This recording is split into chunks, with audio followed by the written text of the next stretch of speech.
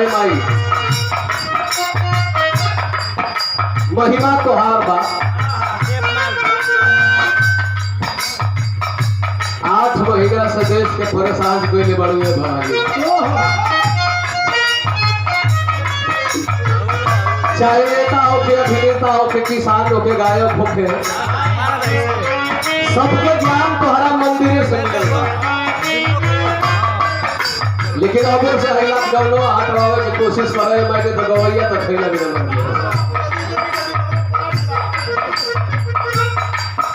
नाम अनेक शक्ति एक, चाहे भगेश्वरी भवानी कहिलो, चाहे सिरियापुर के देवी कहिलो, चाहे बलिया जिला के पुजमान देवी बोहा के बरमाइन कहिलो, चाहे मैहर वाली कहिलो, विंध्याचली भवानी कहिलो, चाहे हमारा गांव के पुजमान देवी आमवा के शक्ति माई कहिलो। नाम अनेक शक्ति हरे मैया हो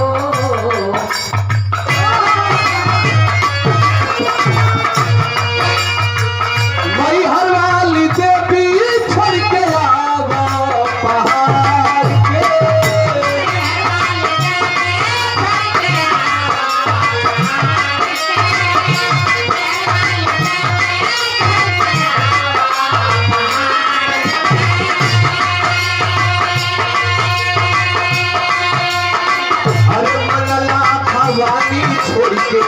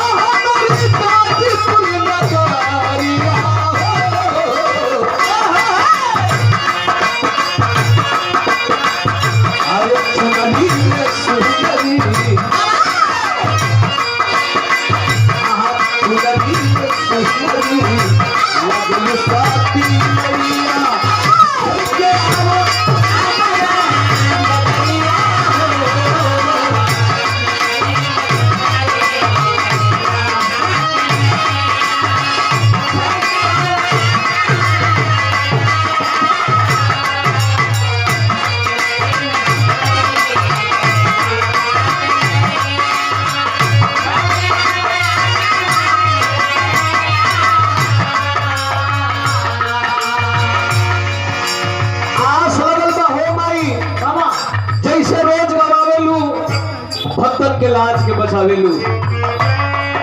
ये भैया बाबू लोगों के बीच में हमरो मान सम्मान के बचा दे तू हो माई। दास कहत कहो भैया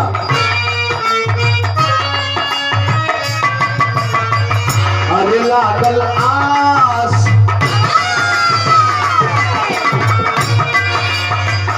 अरे लागल आस दिल में प्यास माई आके तू बुझा।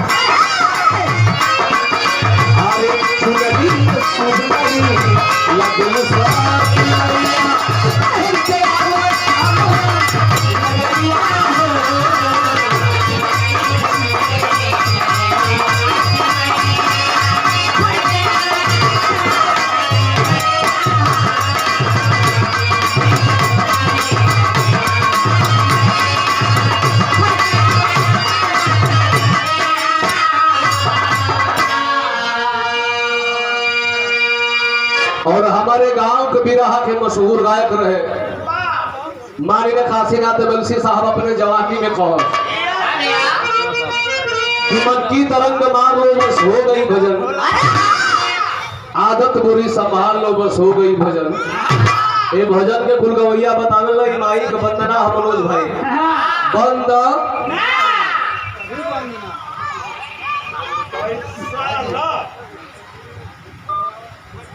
जेकर नाम बा वंदना ई कबो बंद नहीं के हो सकता कि बंद करे के पड़ी नहीं तो दो चार गो काका कहे के एगो 7 बजे शुरू कइलो से लागल रम के वाला माई माई कर तो गवैयो चल आंख हो गइल बड़ा सब कोई लाइन वंदना नहीं हो सका वंदना के आखिरी लाइन और 100 रुपये पुरस्कार Manoj radio sound service Sultanpur जनपद मऊ। ये आप लोगों के क्षेत्र के आसमान शान है,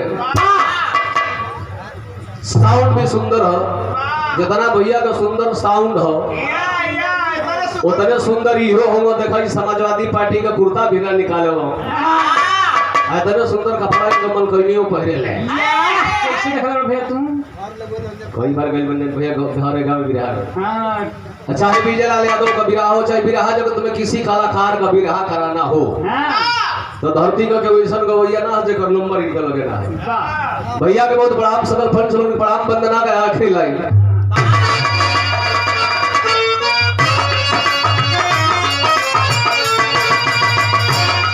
जय जठार मैया ठार,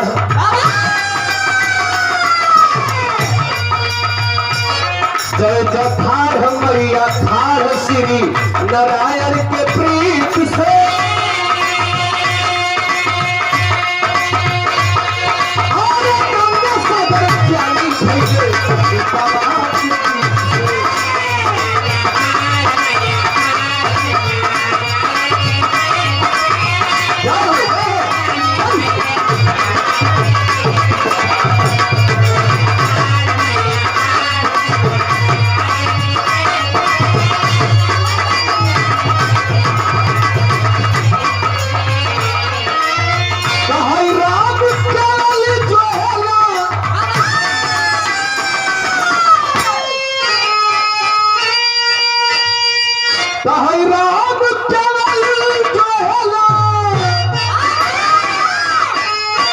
अरे अज डहरिया हो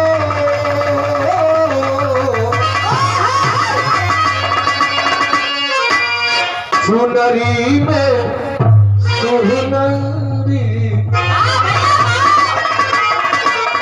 अरे लगेलु साती मैया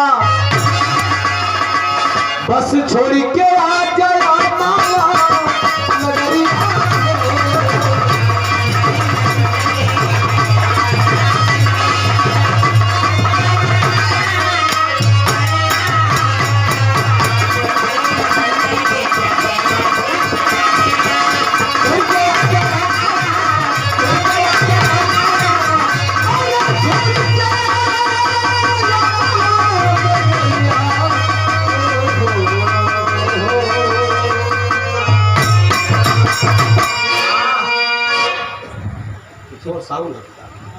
ना साउंड ना अरे